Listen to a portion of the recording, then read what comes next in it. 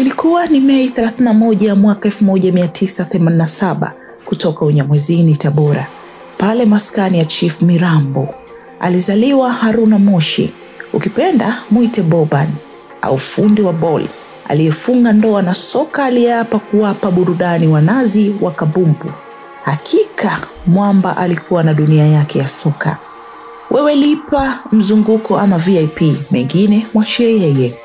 Mwaka 2004 wakati anaingia mitaa ya Kariakoo yaliyopo maskani ya wekundu wa Msimbazi, yaani Simba, akitokea Moro United, Simba ile iliyokuwa na majina ya kutisha kama vile Ulimboka Mwakingwe VCD, Suleiman Matola, Joseph Kaniki Golota, Shaban Kisiga Malobe, Haruna alipewa jezi nambari 10 mgongoni.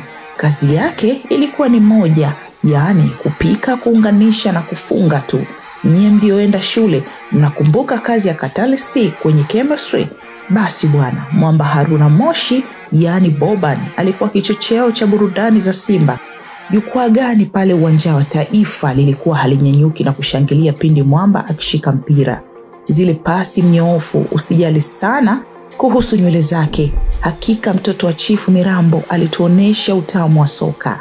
Haruna Moshi Boban, mbali na kucheza Simba, amewahi kupita katika vilabu kama vile Moro United, Mbeya City, Coastal Union, Friends Rangers, African Lion, Muscat Club ya Oman.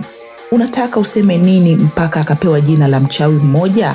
Zainovic Boban, mwamba kutoka Croatia, mchawi wa kusambaza burudani pale San Siro. Waitaliano walikuwa wanamuita the Croatian maestro, wa bongo tukampa Haruna.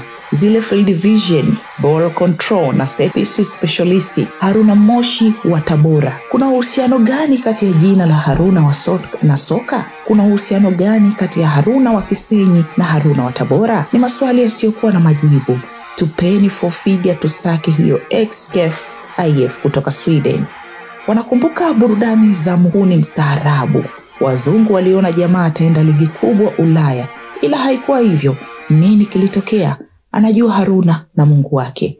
Huyu ndio Harun Moshi Boban.